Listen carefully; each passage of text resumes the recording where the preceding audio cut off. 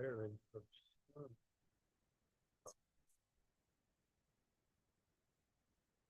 Yeah, I think she's just got it.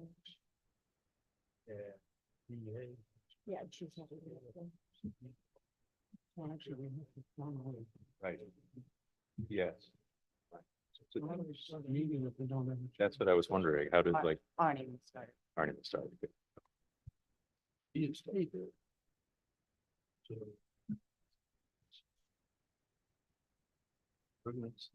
Well, you know, and they hire the artists. Brad. In our version. Yeah, right. Improvement from before. Yeah, so what's our zoning say about?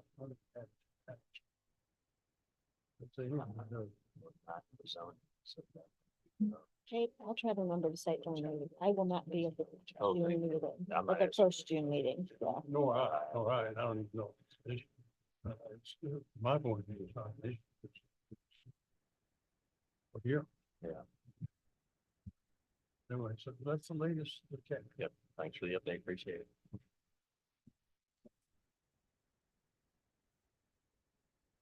Good evening, everybody. You have to open. Yeah. How are y'all doing? Good, thank you. I'd like to call the order of the meeting of the Planning Commission for May 23rd. We do have a situation where we do not have a chair or vice chair, so we would like to entertain nominations for a chair, temporary chair for this particular meeting. Are there any nominations? I nominate John Eastwood as chair for this meeting. I guess we don't second that. That's not a motion.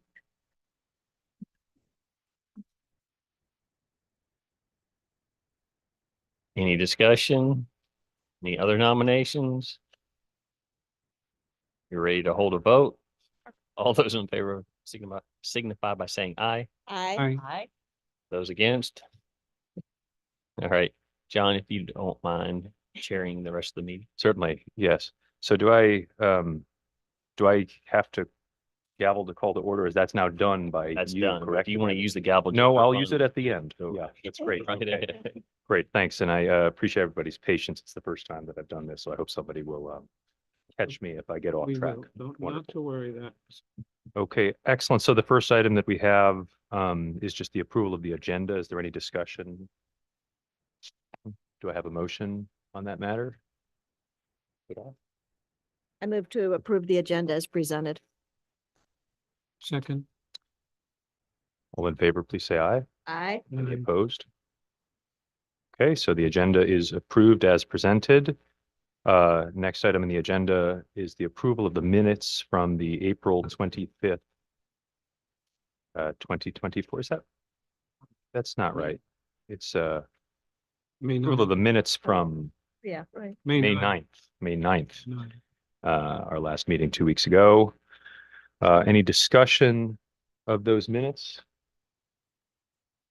No, I would entertain a motion on the minutes, and if anyone has one.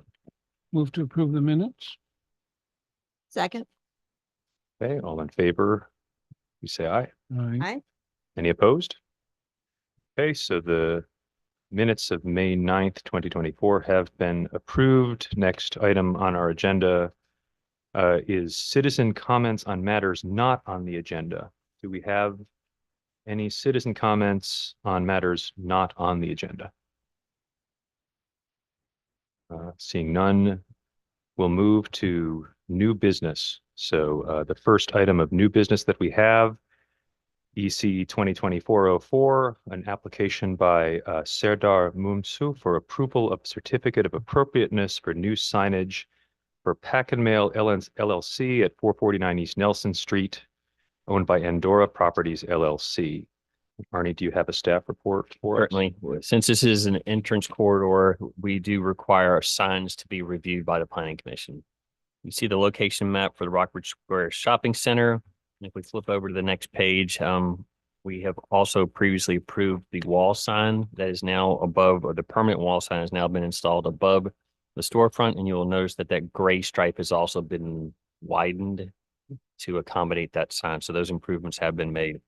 The sign request is really for the multi-tenant freestanding sign at the entrance, and you see that there's already a Pack and Mail panel on that sign. It's on that side and on the reverse side. So there's two, but the request is to update that.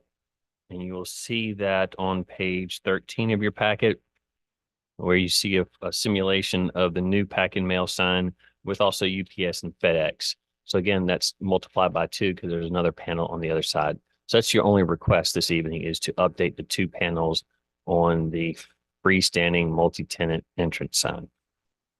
Wonderful. Are there any questions for Arnie? Thank you very much. Is the applicant present? No, so we won't be having an applicant statement. Is there any public comment on this matter from anyone present? Okay, seeing none, we can move to commission discussion. What were your thoughts? I think it's pretty straightforward. The sign fits the the font and everything is fine. It's not too big. It's in the context of the rest of the signs. Yeah, I think for a shopping center that didn't really have a color scheme originally, it has now developed one, nice one. Looks nicer that way. So I move to approve entrance corridor certificate of appropriateness application EC COA 2024-04 for an illuminated double-sided freestanding sign panel for the pack and mail business at 449 East Nelson Street as proposed by the applicant. I second. Thank you. Okay. We move straight to vote there. Yes, right. So all in favor of the motion, please say aye. Aye. Any opposed?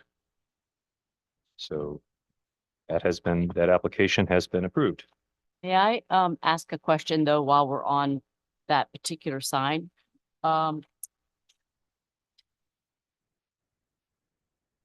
Ugly Doug's Deli's not there anymore, so what happens with things that aren't relevant? Or is that strictly, it's here, it Oh. shows it here, I mean, that's probably on the owner, the property owner? There is something in the code, and I'm going from memory, that if it's a sign that remains for 2 years, we can actually make them remove the sign. We haven't done that before because typically they get another tenant and we have another tenant that's working in there to fit out that space as another restaurant. So we expect sooner than later that to come in as a sign that would presumably include a panel on the multi-tenant sign as well. Great. Okay, so the next item under new business is item B, request to defer CUP 2024-02. An application by John Adamson of Rockridge Partners LLC to renew a conditional use permit, allowing a portion of the building located at 2 South Main Street and owned by Rockridge Partners LLC to be used as an assembly hall, i.e. public assembly. Arnie, you have a staff report. Again. You'll recall this is the courthouse building, and we this was a renewal request, but there is some complication with what we found to be deed restrictions for the property. And the applicant, quite honestly, is in the throes of a development right across the street and hasn't had time to fully investigate what the implications may be. And he's simply asking for more time. Any questions for Arnie before? Do we need to officially defer it till, or table it? I would prefer that you, because we do have an ad out, that you defer it to a date certain. You think maybe August or September? If he's asking for 60 days, I Okay. should have looked that up for you.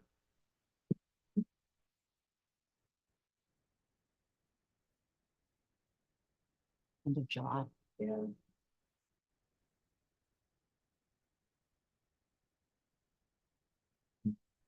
So your first meeting in August would be the 8th.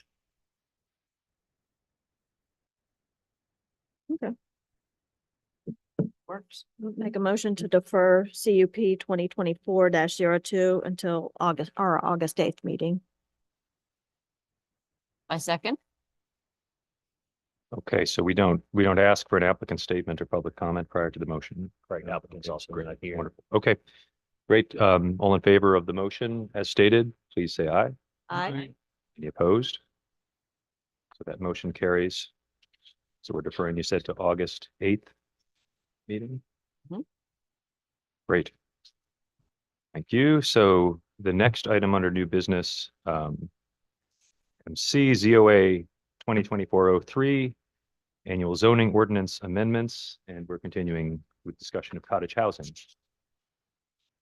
So Arnie, you have staff report for us. On page 23, not going to cover all of that, but we've already gone through the first sort of presentation of what cottage housing happens to be. That was that PowerPoint that was on April 25th.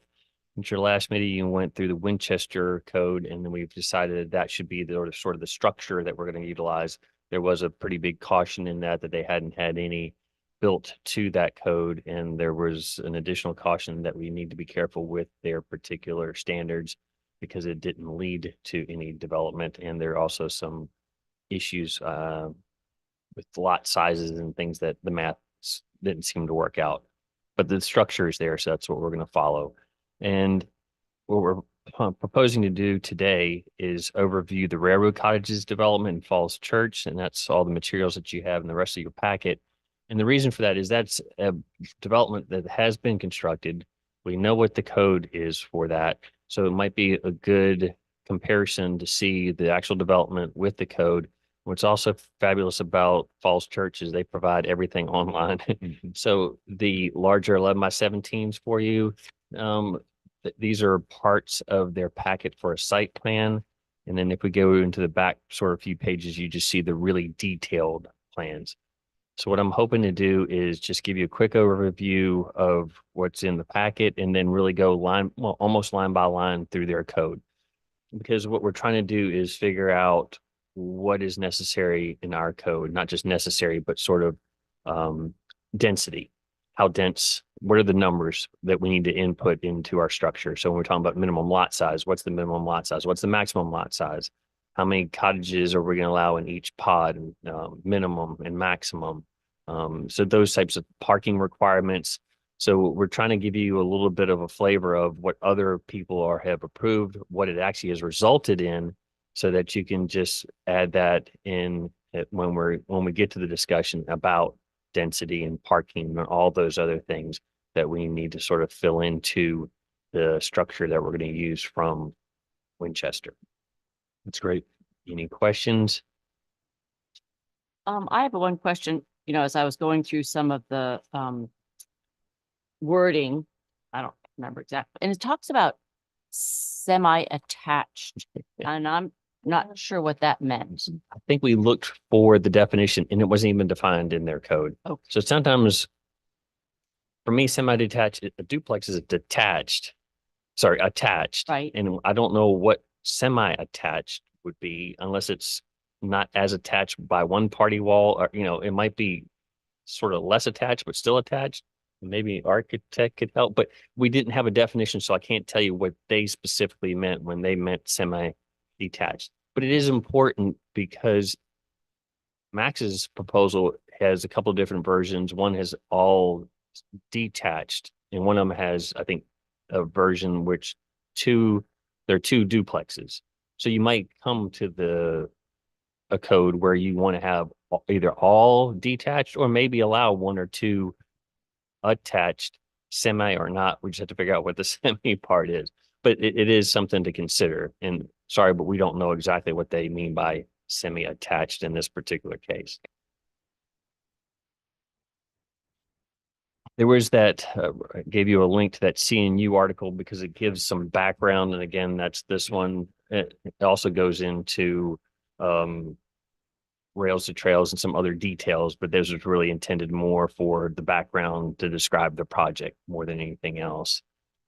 And that's probably where you picked up the semi-detached, I believe. Unless there are any questions about that, I'll put that aside and go through on page 24. This is their little pretty concept plan and also just a quick rundown of what it includes. So railroad cottages, this particular project is on a 1.25 acre infill site at the end of a narrow lane. It also is adjacent to an old rail line, which has been converted. So it's rails to trails. There are 10 small houses and a common house.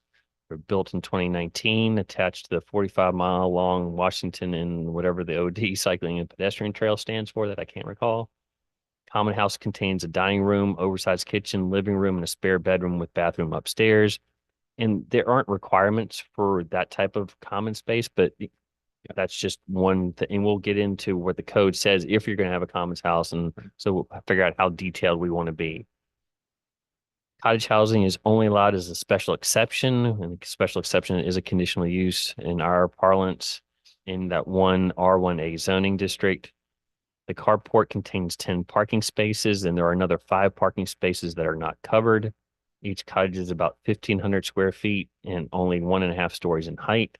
Each cottage has a front porch, a private rear patio or deck, and a space for a backyard garden.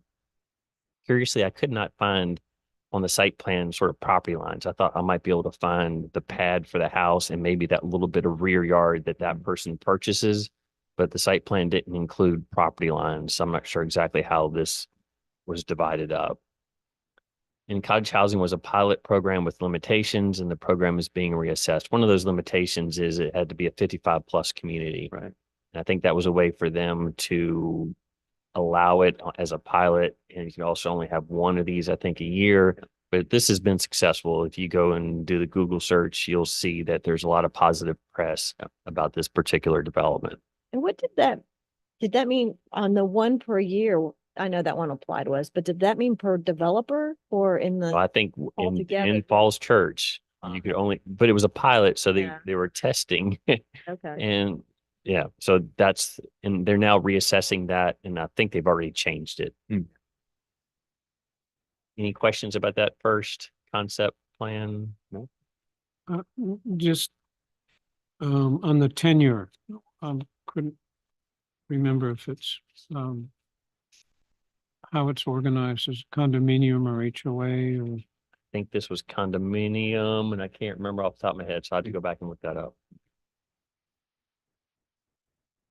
And on the next page, this aerial photo simulation, not an aerial photograph, but simulation. The reason that and I also, by the way, provide you with larger versions, particularly once we get to the site plan, because it's going to be easier to see in the site plan. I thought it was valuable to show you this aerial simulation simply because I think we're going to run into this at some point. And it's not just to show the development itself, but the development in context with what's immediately surrounding it. So when we have a cottage housing development, and these cottages are 1,500 square feet, so they're not tiny or small even. They're regular in size.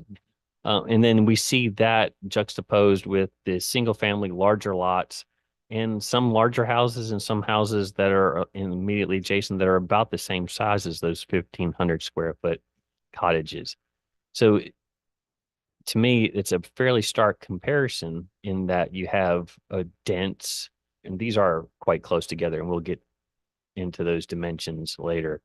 But if you see, I just want to caution you that when you have your first one come in, you might have a situation very similar to this, where it's quite stark, the comparison between what's immediately surrounding it. What the Winchester ordinance, did it cap it at 1,000 square feet or? I think it was a lower number. I Yeah, don't recall right. 1,500 square feet. And we can go back and take a look at that, but Oh, it was a weird number. Yeah, you're it was. right. Yeah, that's what it was Something like exactly. that. Yeah. and it's typical to have a first floor at a certain amount and then a second floor at a smaller amount. Sometimes they're sort of added up that way as well.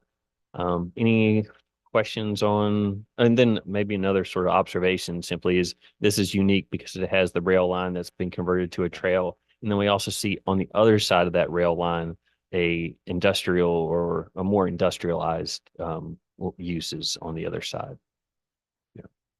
So you could even consider this as sort of that nice sort of step down or buffer, more intensity, density before we get to that other use. My one, and it's immaterial to, I think, whatever else gets discussed, but it said it's at the end of a lane or tell me where that is on here so I can get a sense of that. Please. Sorry, we don't have this up, but in the upper right, left-hand corner, the road actually comes from the left. Oh, So those houses immediately to the left of the cottage housing, the two white rooftops, those are actually facing towards the lane, which is immediately adjacent to the railroad right away. okay. Yeah. So that's where the entrance is coming in parallel to the railroad or to the now the path. What is this down here where you have hash marks or whatever over here? What is that? What does that indicate? Okay. That is Which- turnaround, emergency access Ah, and turnaround. Okay. Oh, Got it. interesting. Okay.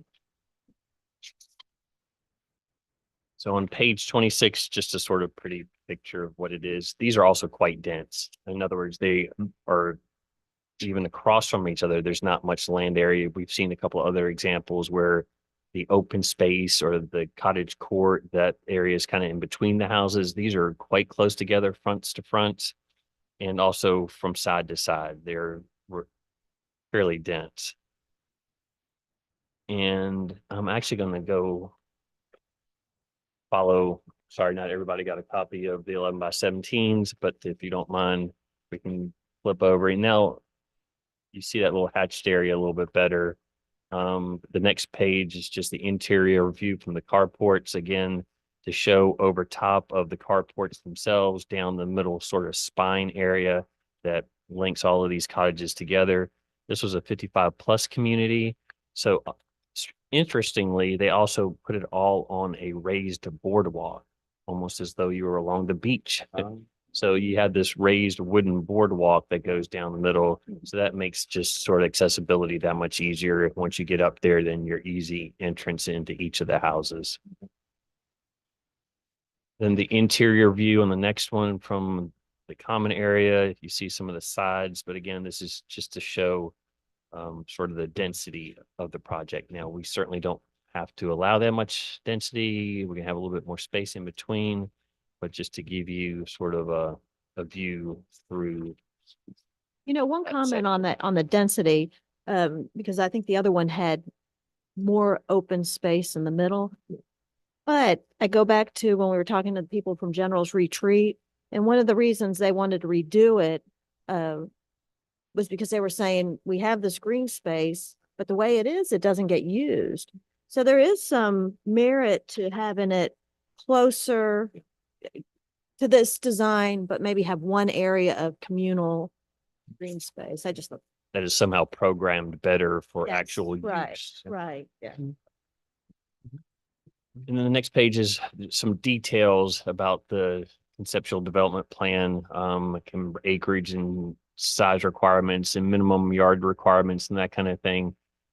We also will have that in the, we can compare that if you have questions with what's actually on the development concept plan. And next page, conceptual development plan. I'm not going to go through all of this exactly, but Mary Stewart, in that upper portion where you were pointing, I think, to the sort of hatched area, Hmm. that is their emergency turnaround, I believe. So, and then actually, if you flip to the last page of this particular handout for the 11 by 17s, you can see how they were able to put that little Y-shaped thing. That's the pathway, I guess, of their largest vehicle, emergency vehicle. Very last page in that.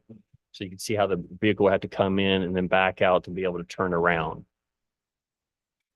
So that all happens up there in that hatched area. So they're making sure that at the end of that lane, they can get an emergency vehicle turnaround. And Railroad Avenue is how you access both the carport, well, and then the turnaround. Correct. Everything comes off of Railroad Avenue. Okay. Correct. So who did that land belong to that's on the side of Railroad Avenue where they had to put the, anyway, That's a good question. I don't know enough about Yeah. that Rails to Trails project. it It's might have just clearly, been a right away or something. it's not going to be the railroad anymore. So I'm not sure what entity, if it went to a local government entity or to some other Rails to Trails ownership. But the trail is still outside of that area. So they're not encroaching with this turnaround. It doesn't appear to me be encroaching into the trail itself. You even see the picture of the vehicle there. Now that I see it, the auto turn vehicle on the right hand, the profile of their ladder truck. So that little diagram. So again, Oh, okay, cool. Mhm. just to show you, they're making sure that I presume their largest vehicle can get down Railroad Avenue and make that turnaround. Are there any questions about what's in the handout before we go sort of line by line through the actual code for Falls Church? I guess I should have covered a little bit more, typical for cottage housing. You're going to have cottages that are smaller. They're going to be grouped clustered together. There's common open area, the common house sometimes, but not always, and the parking that gets corralled over to the side. No, And we can come back particularly to the site plan. That might be helpful to answer some questions that we have about dimensions and setbacks and separation. And then I'm just going to jump over to page 28 of your packet. So in Falls Church, their zoning chapter is chapter 48. We're in particular reading from their R1A zoning district section. So their low density residential district. This is the one where they allowed it again, sort of temporarily or only one per year until they figure out how they want to go along with it permanently and for a 55 plus community. But they made it a special exception. Again, a special exception is the same thing as a conditional use permit. So there's going to be a public hearing process with this. I'm not going to go through the purpose section because I don't think we necessarily need to get into wordsmithing for purpose or intent tonight. And the things that I've underlined, that's simply me and sort of trying to hit the highlights for each of the sections. So on A1, the site area is at least, and they came up with 45,000 square feet. So what do we want for a minimum lot size to be considered for a cottage housing development? They chose 45,000, and that came from the minimum lot size for 4 R1A lots. So their R1A lot happens to be a 11,250 square foot minimum lot size. They took that by 4, and that's how they came up to 45,000 feet. And that's 1 acre. That's slightly more than 1 acre, correct? So we could do the same thing. You could pick an acre, or you could pick, if you wanted to allow it in R1, you could do 4 times the R1 lot size, and R2, you could do it 4 times the R2. There's a number of ways, but that's their logic, at least, to present that to you, how they came up with their minimum lot size to start a cottage housing development. Yeah, I think if we set it at an acre, we'll have fewer lots than we Right. might want to have. Yeah. Yes, it'd be interesting to know what 4 times in the R1 is. And then we could also, if you wanted at some point, figure out, we could potentially get you a map from the GIS that shows you all the parcels that are an acre in size, or, Yeah. around, but obviously you could also aggregate some parcels to get to that. So, but if you need some mapping done, we could potentially have that done as well. It seems like you could work towards that site area minimum in a different direction too, couldn't you? Yeah. By saying, what's the sort of minimal number of cottages that would make this viable as a community? And then that times density, whatever we decide about density, kind of gets you to a figure like this in a more reasoned, starting from different premises, but in a more reasoned way. Yeah. That making any sense? it does, and we talked about that the last time. Right. And I forget which code we were looking at, but in some case, I think the minimum was 4 houses and then X per square feet per house Mhm. area. Right. So you had a potentially smaller lot Right. that would qualify, which in our case, maybe it is something we probably want to encourage. Yeah. So Which, if we went by the 4 for the R1, I think it's roughly 0.7 acres. Isn't it 8,000 or 8,000. 85? Yeah. then we also have that oddity. All of our lots were created before we put this somewhat arbitrary Yeah, 8,000 right. lot Yeah. acreage. And so we're just going to do the best we can with existing lot sizes and what our code tells us is a minimum Yeah. lot size. So, but yeah, the point is also you could come at it a couple of different ways, and we just had to figure out what makes the most sense for us. The next one, so density, no more than a total of site size divided by 10,000. So they made folks do math. So if you took the 45,000 and divided it by the 10,000 and then multiplied by 2, they get to 9 units. So they were allowing on 4 lots, basically 9 units. So that's roughly what we've seen and heard is roughly doubling the density.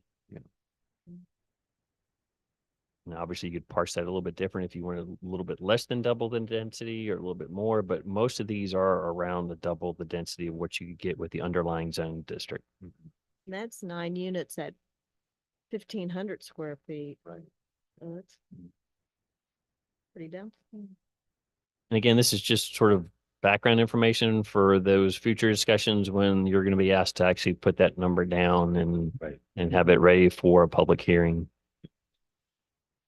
And then number 3 talks specifically about historic structures, what happens for that. And it can't really happen unless there's final approval for demolition through an appropriate code section, meaning if you have to demolish a historic house and it's protected, then there is a process to do that. So you can't be approved until that process occurs. And that's good to have because we may run into that issue as well. Number 4, and please ask questions as I'm going through. I'm just going to keep going unless I hear something. Dwelling units shall be detached, but they allow up to 2 dwellings to be that semi-detached. We don't know what that is again, but we could certainly define that in our particular code if you wanted to have some flexibility. Like they all have to be detached and maybe up to 10% or up to 2 or 4 could actually be attached to give some flexibility in the design. And then over on the next page on 29, every dwelling unit shall have a maximum gross floor area of 1,000 square feet on the main level. It may include one upper level of no more than 50% of the gross floor area of the main level. So it's fairly common in these to have that 1.5 story in height, where you have a certain amount for the base, and then the second story is a good bit smaller than the base. Number 5, no building in the proposed development will exceed 1.5 stories in height, no more than 25 feet in height. I think that's almost the exact same that we did with ADUs, except we decided not to do the 1.5 and just went straight to the 25 feet in height as an example. And they were pretty harsh on the basements and crawl spaces here, but not allowing them unless they're up to 4.5 feet in height. I'm not sure how many houses still get built with full basements anyway, but it's just something to note. Yeah. Number 6, each dwelling unit shall be equipped with sprinklers. Now that could very well be that some of these houses are as close as 12 feet, I think, to each other, or no, actually less, I think 6 some feet. And from what I understand from our building official is you have to have at least 10 feet between houses. So one way to potentially get around it or is just their sprinkler requirement. So one house, if it catches on fire, the sprinkler should take care of it before it jumps to another, and therefore you can put them closer together. I'm guessing that's a code section. Don't be too afraid of sprinklers in the sense that this is going to be a residential sprinkler. So it comes in off your regular water line and you tap it off your supply most of the times, I think, to your hot water heater. So it's not a separate tap. It's not a bigger line. It's not a separate system. And it's also, as I understand, the residential sprinklers really to provide you a pathway out, not necessarily to save all your contents in the structure itself. So it's more of a safety feature. And this is not the same as a full-blown sprinkler system that you would think of when you think of a commercial building. Definitely added cost to have them. Definitely added cost, but it might get you that ability to go closer together than what the fire marshal would allow you without the sprinkler. So that's my presumption here is they were able to get as close as I think 6.4 feet, if I remember correctly, because they're sprinklered. And actually that's a good example. Let's go to the conceptual development plan. In some of these, I see 6.3 feet between the structures. So that's close. And I think, I presume, without knowing exactly, but that can only happen because of the sprinkler requirement. And we'll have, again, Trent and Steve, building official and fire marshal review once you get to a draft stage at a minimum, Right. so that we have that answer for you. So you wouldn't have to require sprinklers though to retain that potential conditionality, right? Like, in other words, you wouldn't have to require sprinklers for any development. If what you wanted is to allow a particular project to get narrower, like the fire rules would Right. kick in at that point, and sprinklers would be a resolution to the problem. Right. So in other words, we wouldn't necessarily need to require them if it's very costly for all. Correct. of Or the you could say projects. if they get, because I think 10 foot is the minimum Yeah. distance. So if you're going to be closer than 10 feet, then they have to be sprinklered. Or you don't say that, and it's just, they have to be at least 10 feet apart. Right. So it kind of depends on how dense we want these. Lot coverage, we do not currently have a lot coverage standard. We don't have something that says in the R1 zoning district, you cannot cover more than 50% of your lot area with impervious surface or pervious surface. And we had this discussion, I think, during the accessory dwelling units as well. So that one may not be, but if required, we could. But instead of lot coverage, I would encourage more of what we have in number 8, talking about low impact design. So how to slow down that rainwater that comes off your house and your driveway, so that it's not piped directly into the stormwater system. So it gets filtered through a rain garden or other filtration system, retention based system. I don't know what all these are exactly, but some way of slowing that water down and then cleaning it up before it goes into the stormwater system. And I also double underline the shalls. We have to be careful there. What's a shall, what's a should, and what's an encouraged. And this may also fold in a little bit with our stormwater fee. I don't know but that's still being developed. So we are going to be pushed by the state anyway to be thinking about more ways and more effective ways of cleaning up our stormwater. Number 9, proposed development. Oh, they have building design requirements must be met. Talking about porches, at least 50% of the length of the facade. So now we're getting in some of those design criteria specific to porches, materials, and paint colors. So just things to think about for our final version. Any question there on what, as they have it?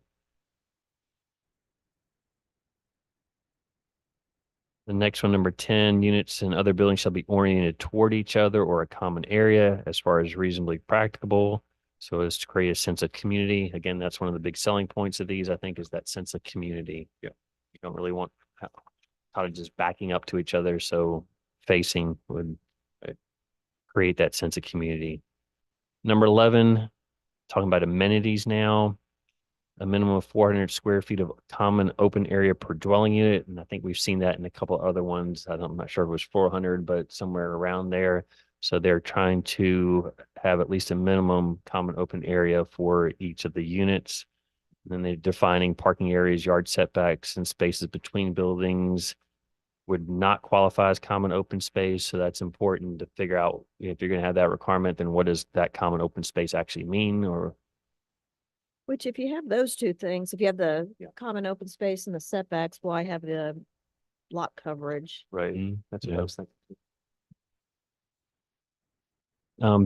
11B, if the proposed development includes a guest house, I don't want to go too far into this, but some of the amenities for the common house or the guest house, they're even getting into if you're going to have a guest room, stays for 14 days or less to make sure that it's not a long-term thing.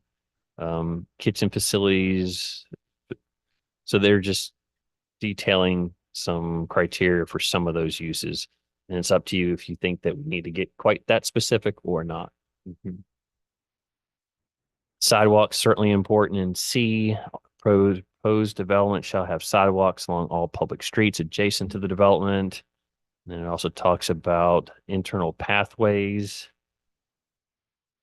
to connecting each cottage and others to the parking area. Of course, you're going to want that because the parking's off to the side. So folks are going to have to get their groceries to their front door. And I've also seen photographs where a lot of these will have carts. So a means for transporting some things that's just common use for everybody to have. So you'll see carts parked near the parking lot, and then you can take the cart, put your groceries and whatnot, and pull it to your house. Item number 12, talking about landscape maintenance, and we already have that in our code too. If there's a landscaping requirement, then you have to maintain it to a certain degree. Otherwise, you have to replace that material. So that's not uncommon in the zoning code. 13, vehicle access and parking. Talking about the width of curbs and how wide the access point has to be, and parking obstructions.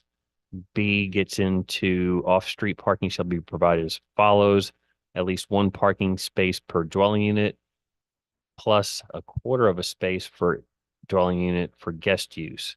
So a 1.25 parking space requirement.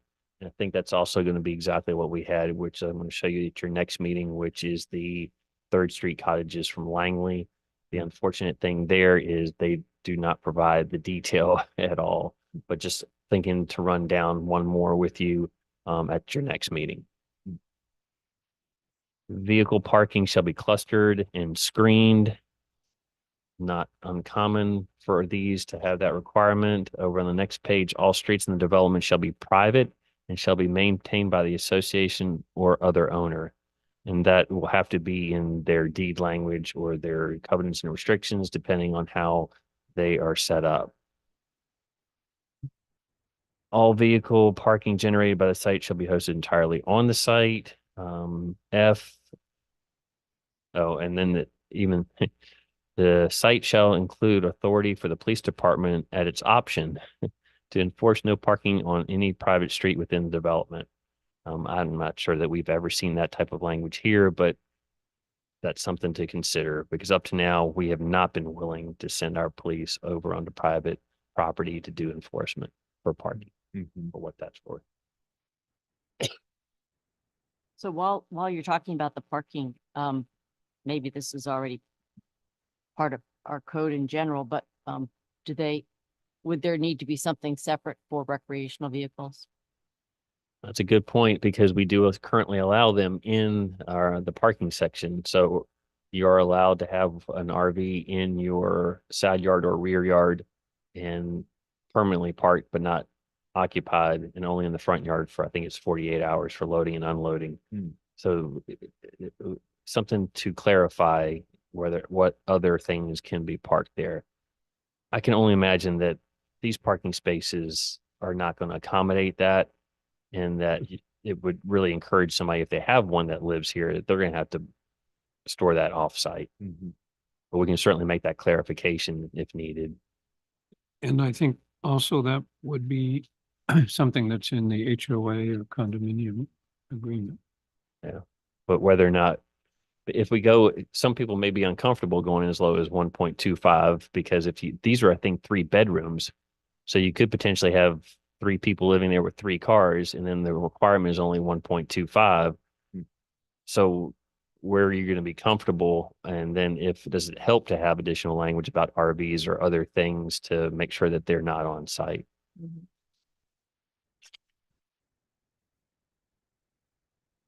Anything else about parking? That always seems to be one that generates a lot of comments.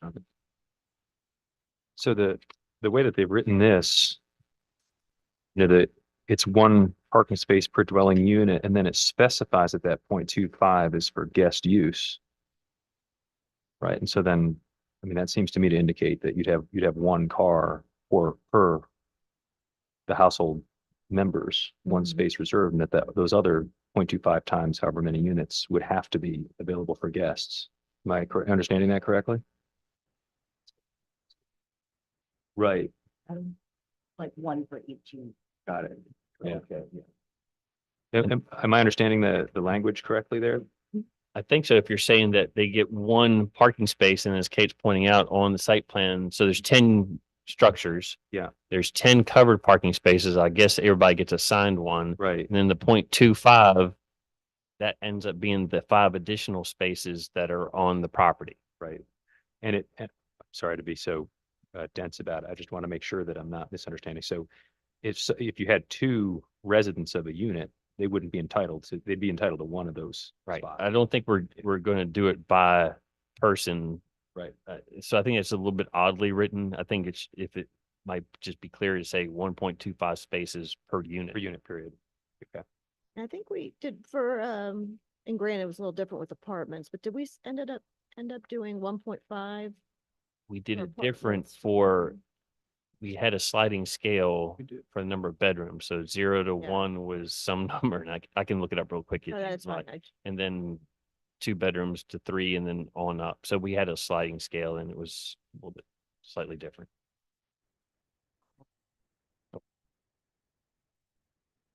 So minimum yard requirements, cottage housing development shall provide a common area landscape buffer and not less than 20 feet in depth adjacent to public streets.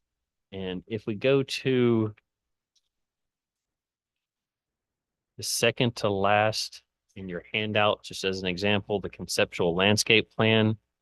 And if you look at the Railroad Avenue lane that is up there to the upper left-hand portion, and you see that row of landscaping, that is that 20-foot of landscaping, because that's the only place where they have adjacency to a public street.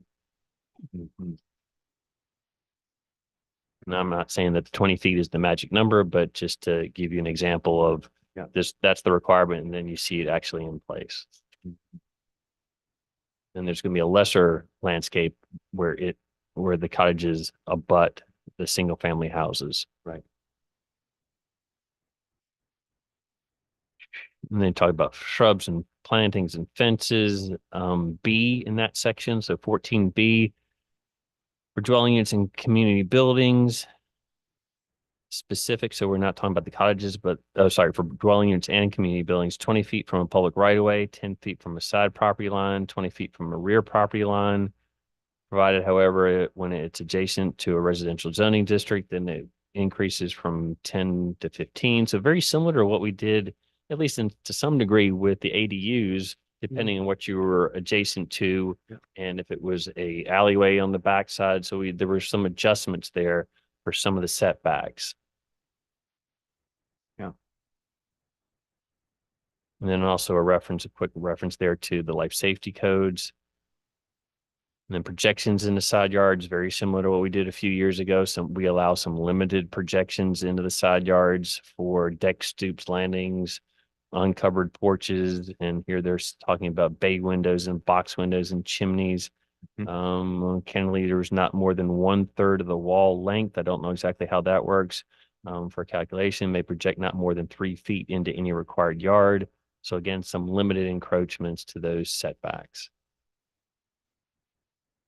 I have real quick question. So does this not also provide we see it there on the map where it's 6.3 feet between, and yet here it says 10 to 15 feet. So but as a setback. Yeah, Another parcel, an adjacent. that would be not. Oh, within the because- Adjacent to a community, residential that's not zoning district. These houses, it has to be that So far. this one doesn't count. Yeah, right. And that's, so where would so maybe it's just that reference to distances between dwelling and structure shall meet all applicable life safety. So I'm not sure if that's the appropriate reference that gets them closer as long as they have sprinklers. But I'm struggling now to quickly find what's the minimum, if there is even a minimum distance between the actual dwellings, the cottages themselves. Not specific. Sorry, so I don't think I have the answer for you. Well, it's not, yeah. That's how they get around it, I think. Accessory structures, if we're ready to go on, talks about detached garages are not permitted. They don't want you to create your individual detached garage, except for when provided in a common area other than the required perimeter landscape buffer. So again, you don't want these on the perimeter. You want to hide them off to the side. Garages shall not be converted to any other use other than vehicle storage. Neither detached sheds nor other accessory structures are permitted unless used by the association. So yeah, I guess you're going to have to know up front your garden shed that you want for your garden tools for your small garden out back is not going to be allowed. So you're going to have to figure out what to do. But also a lot of these, I believe, are going to have a common area where they're going to have the tools where you can go borrow them. So maybe that's the reason why you're not allowed to have your own individual shed. Interior fences not taller than 36 inches in height. I guess that improves neighborliness. I don't know what happens if you don't like your neighbor. Edge. It's Set forth can, the last B. In order to achieve purposes set forth above and or enable a proposed development to meet criteria of this section, so that's our entire section that we're dealing with, City Council may modify other requirements of this Division 2. I had to find out exactly what Division 2 is for cottage development. So it sounds like there's some leeway there. So they're saying these are the requirements, but council has some ability, and I wish it was written out a little bit clearer so we could understand, but that you're inevitably going to have a development come to you that can meet 9 of the 10 requirements and maybe needs a little bit of an adjustment for that 10th requirement to work on that particular parcel. So this is an interesting sort of relief valve if needed. So there is some ability. We just have to make sure we understand what that relief can be and how it gets implemented. Right. Oh, nice to have something like that, except it's sort of weirdly worded. So what happens when it goes to planning commission? Do they have to say no, but then it goes to council and they overrule it? Yeah. There's certainly some issues with the way it's written, and we could certainly call up and ask them why, or is this maybe a part of the section has been amended already? Yeah. That's a possibility. yeah. While you're still looking at this, at their version here, chapter 48 zoning, and then it says Division 2. It doesn't actually, they're calling it low density residential district, but then with this, for this section 48.241, nowhere at the top does it say cottage housing. Well, I mean, I guess you underline cottage development, but so it's not a section of the ordinance that's specifically addressing cottage housing, or otherwise they would have titled it. I would have thought. Yeah, I think it's just sort of a convention or a way of listing it in their code. And there's a million ways to do that. But to I think address your question is chapter 48 is their zoning. Division 2 is their entire R1A low density residential section, which I did not give you all of it. Okay. So there's more to it. I only gave you the one special exception. I think there were more, but that special exception, the way it's written, is clearly their cottage housing code. That is their actually. There's a little bit more at the back that we're going to get to, but there's not much there. So the bulk of their requirements for parking and all the other things that we were talking about are in this section. Can't remember because I've read too many other codes if this is actually already changed. But so this is their cottage housing section. So when we're reading, and I'm not sure if I'm not answering it anymore, but council may modify other requirements of this Division 2. Which is Division correct, 2, again, where it's we the are. whole R1A section. So Oh. maybe more than what I provided to you. Yeah, and you can read that a couple of different ways. Yeah, you can. So I don't have a great answer. So you could read that they have the ability to provide some leeway just in section 241, which is the special exception for cottage housing. It would be helpful, I think, for planning commission, for staff, and for council ultimately, and for the developer who proposes something to have a little bit more meat on what it is that can be changed or amended and to what degree. So I think if we have something like this, we need to work on it a little bit more. Very good point. And on page 32,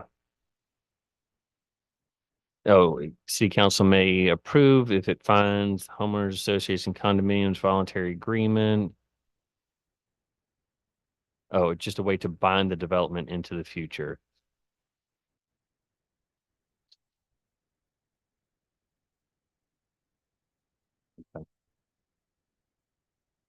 And then the last portion there is that it was a pilot program for no more than one special exception approved per calendar year.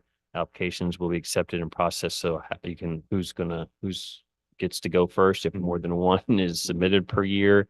And then within 3 years of enactment, the ordinance codified in the section, the city manager will bring to council analysis of cottage housing and any recommendations to continue or amend or repeal. And they're in that process now to amend it because it was successful.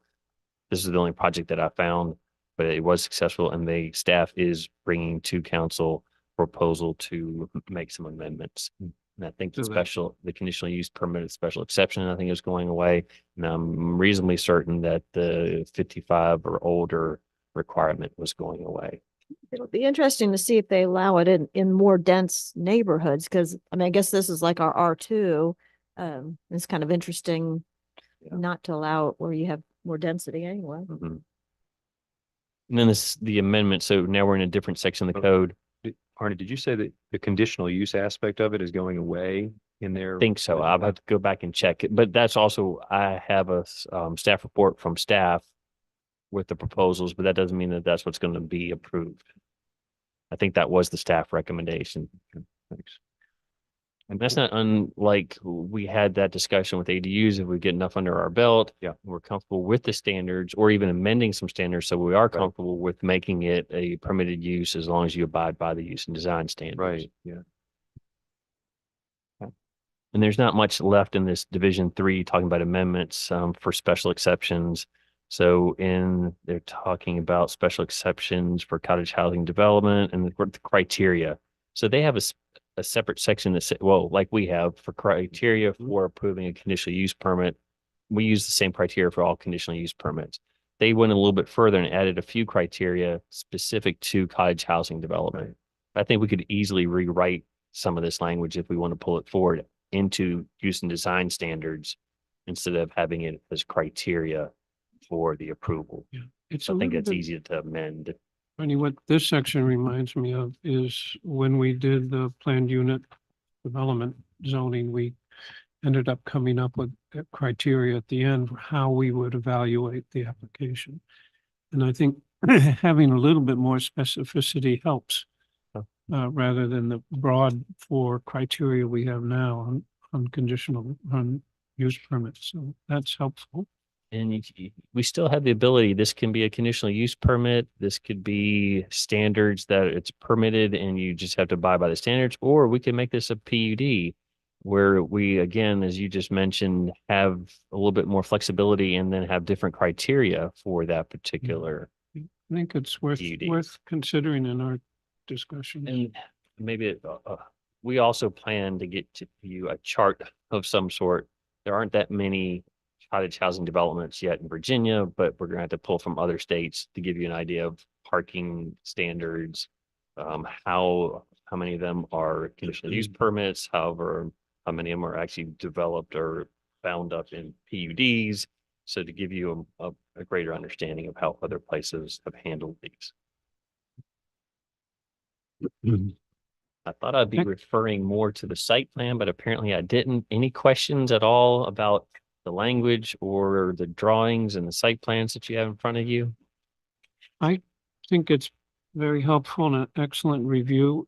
If other commissioners and yourself would agree, I think it's a good time to open it up to public comment, since we have some, which we've done before on this, where we're not making decisions, but we want to get opinions from people in terms of what's been heard. And then we can go into a little bit more discussion if we want, but I'm looking at the clock and thinking about people who've been sitting through the meetings. Absolutely, yeah.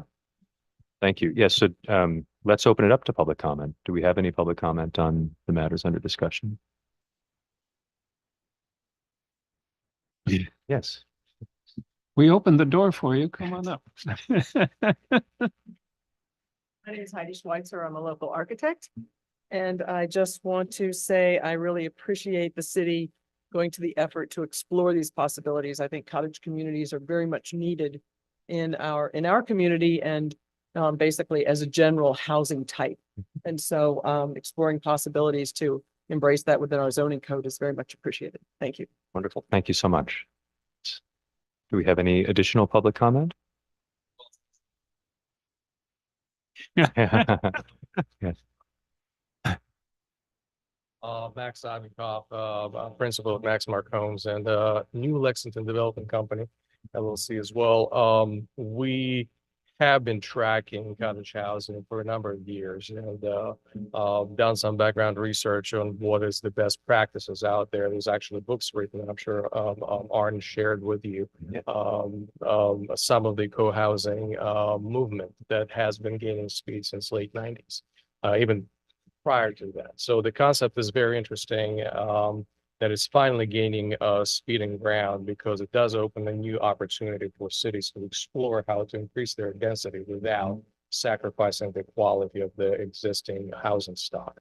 And as such, I think the key takeaway from a lot of those models that have been laid over the years and implemented in some other states is to introduce flexibility to the planning authorities to consider any site, okay? Because what you're going to find out that this is probably going to be the most creative and the most challenging development scheme that you can possibly come up with because you're trying to introduce high density into a very limited footprint. And it can be a very narrow but wide lot. It can be very I don't know, square lot. It can face two public streets. So there's going to be limitations that are really hard to predict at this planning state. And I would just caution the members of the planning commission to keep that in mind, that ultimate flexibility is going to be the key goal in introducing the ordinance that would allow you to consider any possibility that can be created within a certain geometric shape of a city lot that may be presented to you. So as such, I think Arnie mentioned there are some formulas that are pretty rigid as far as applying them across the board. I, as a developer, would favor a sliding scale or proportionate a number that would be mathematically established based on some other criteria instead of having one rigid requirement for any particular project. So that would be my 2 cents so that I would try to introduce at this point of the discussion. Wonderful. Thank you very much Thank you. to both of you. So I think that brings us to, is there any commission discussion? I'll close the public comment. Oh, yes, thank you so much. I'm closing the public comment, assuming there are no additional speakers. Thank you. And now I'll open commission discussion. Any thoughts anyone wishes to share? No, one question for you, or if you do have the recommendations from the Falls Church Planning Commission, can you see if number 6 is still a consideration where it's saying it has to be located within 500 feet of a designated revitalization area? Just because that sort of changes the whole context if you're very limited in where it can be. I assume they will now expand, since it's gone well, they'll expand it farther than that. I know that I have that staff report, so I'll Yeah. be able to find that. That'd be good to know. I wonder if it would be worth Don't turn on. having a discussion with the homeowners association as to how well things have gone since it's 5 years been in the ground. I mean, if it was done in 2019, then that's 5 years. Any lessons learned on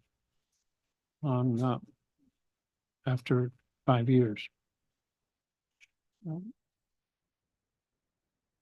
It's a great idea. I mean, are there any RVs parked that shouldn't be there?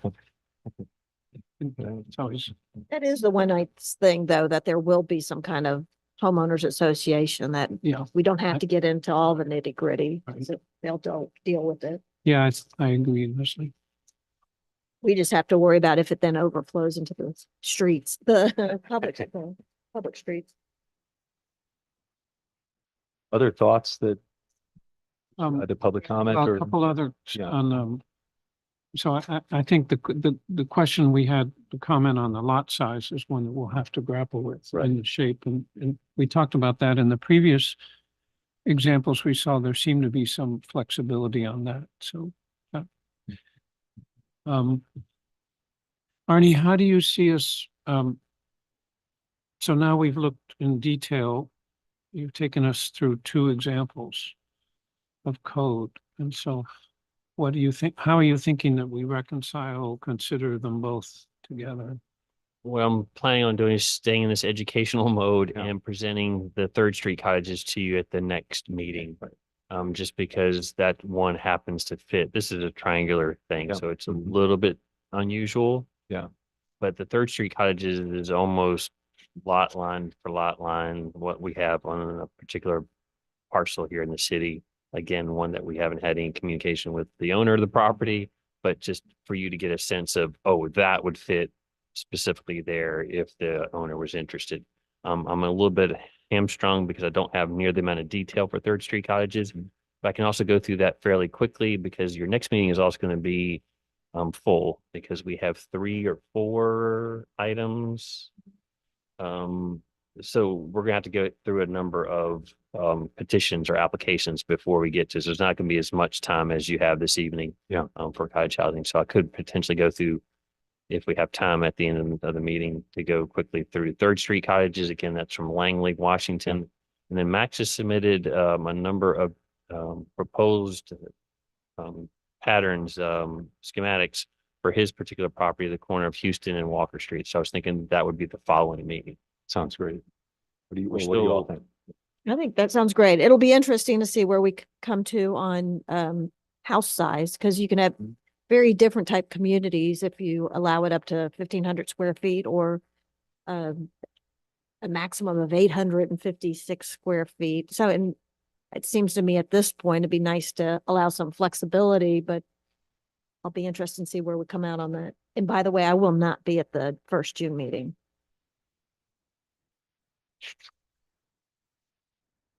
No, I, Then we'll have to figure out how to do the comparison, but we're also planning on providing you with a spreadsheet of some sort. Haven't figured out how yet.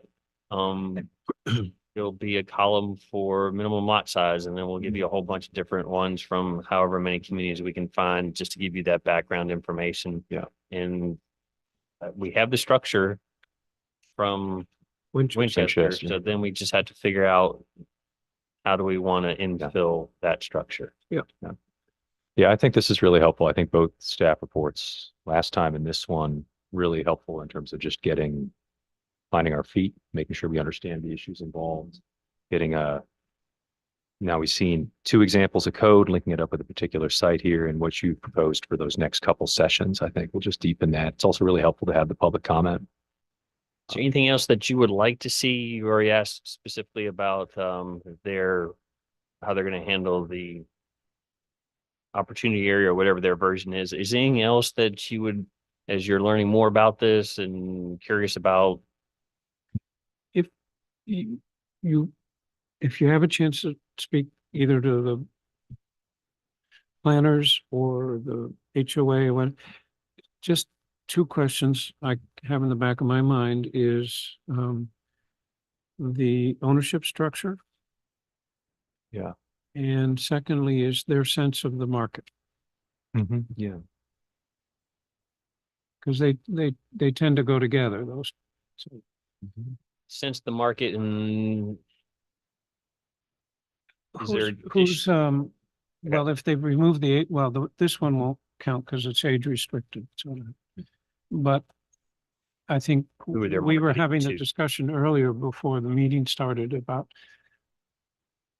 who's this serving, and which demographics are we serving this? And if it's entry level, if it's ownership, then you're talking about maybe young people getting in on the ground floor in a more affordable unit, or people who no longer want to live in a large house and would rather downsize or live in a condominium. So those are two ends of the market, and then there's obviously those that don't fit that. So who's living in these units?